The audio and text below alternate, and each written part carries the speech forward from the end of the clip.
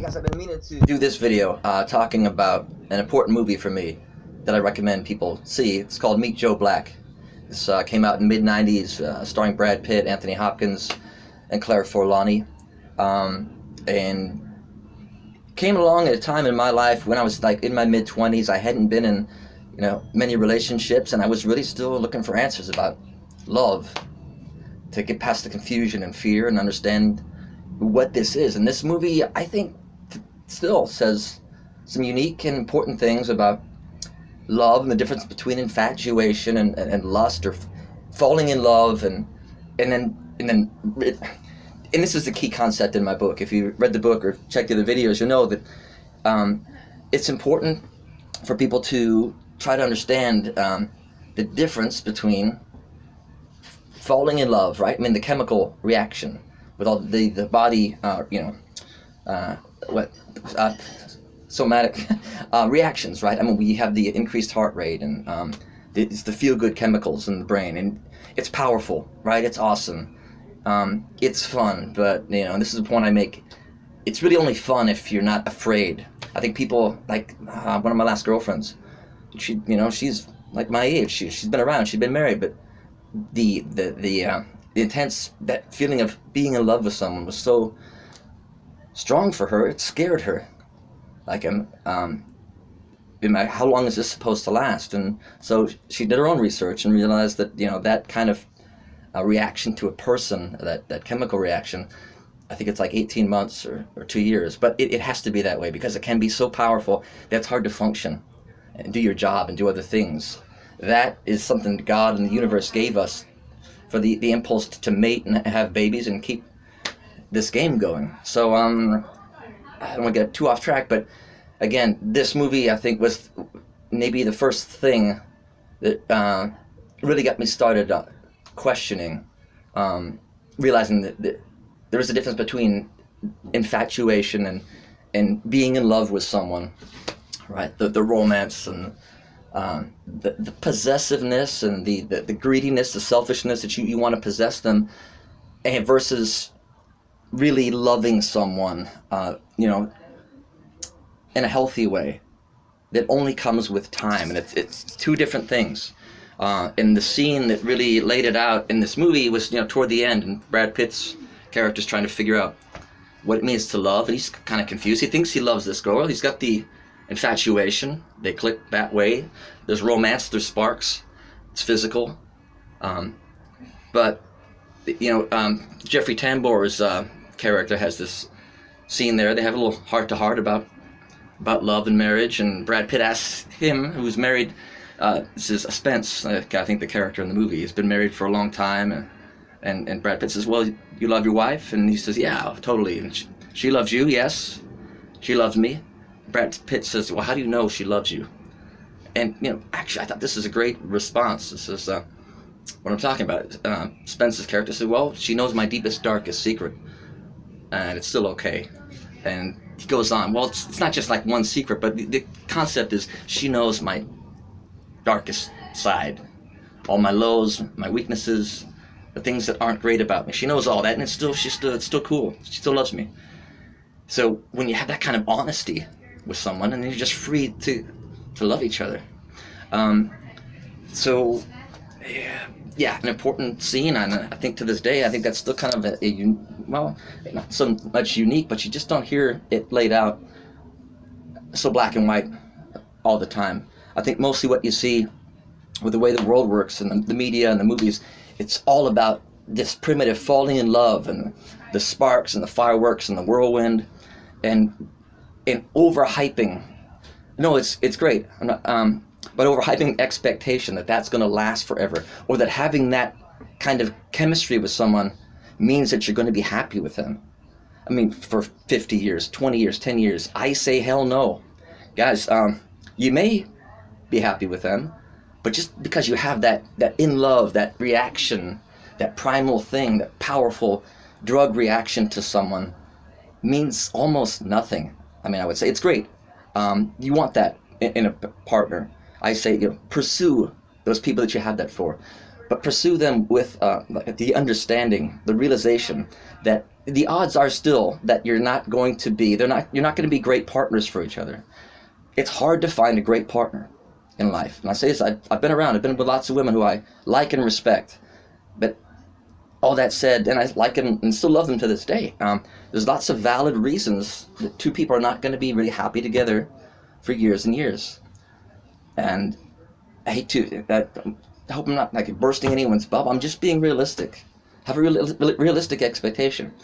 And knowing that that person that you fall in love with may not work out. And in fact, again, odds are that it's not going to be the one you end up with for the rest of your life. That's just how it is. Then what's there to fear? You know that. It's a good chance that as we get to know each other and spend time and figure out, what we want out of life and family and how we get along, sense of humor, and do we click?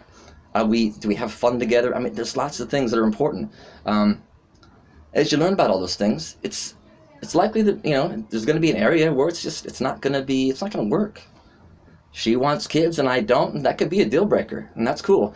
One of the things I say is that doesn't mean you stop loving them as a friend or caring about them. I think we have a really, childish, immature concept about love that when married couples break up or go their separate ways, there's resentment and anger, and now they don't care about each other. At least that's how they oftentimes, unfortunately, relate to each other.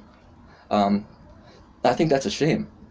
It's one of the bonuses of what my whole philosophy concept does, is that when two people commit to marriage or just being together, living together, whatever it is, I mean, obviously there should be some respect. There's going to be a care, like a friendship level of love there too. It's a shame that just because the romance fizzles, that you can't have any kind of friendship or caring, or you have to get bitter and nasty with each other.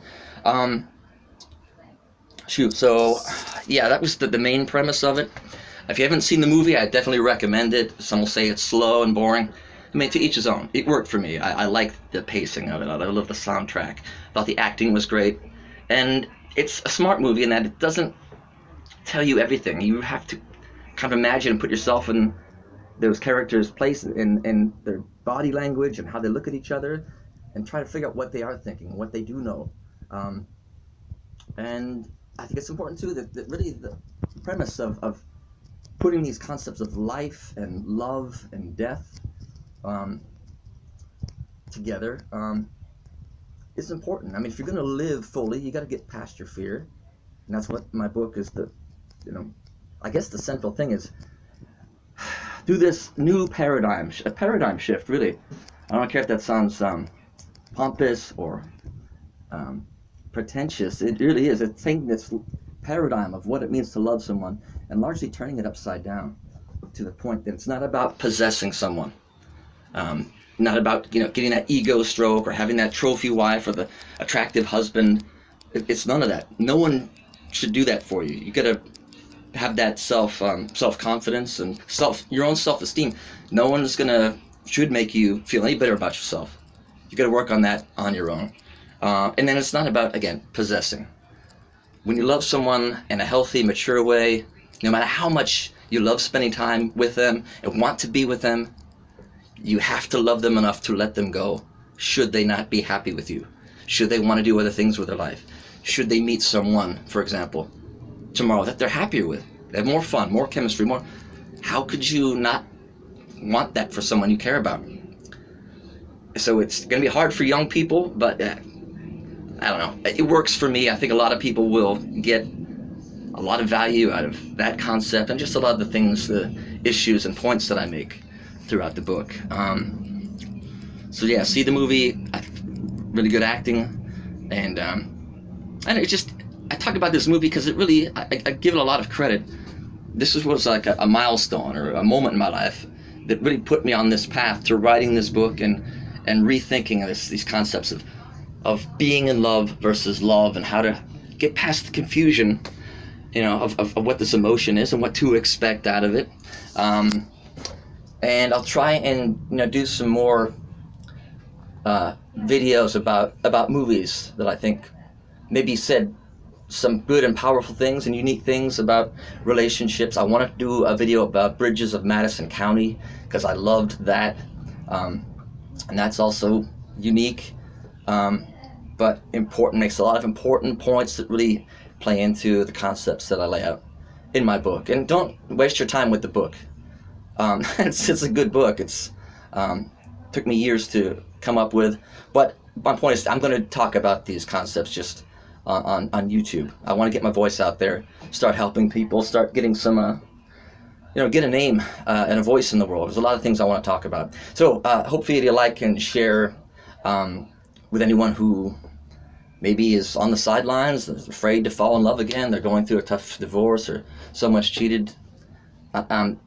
Believe it or not, again, it might sound hard to believe, but look, you can get past all that. Consciously, think about it, and I'm going to help you think these things through to realize that there's no reason to fear or be upset for any of that stuff. Get back in the game of life and love. Get past the baggage. It's doable. So, yes, thanks for watching. I wish you all well. Have a great day. Bye.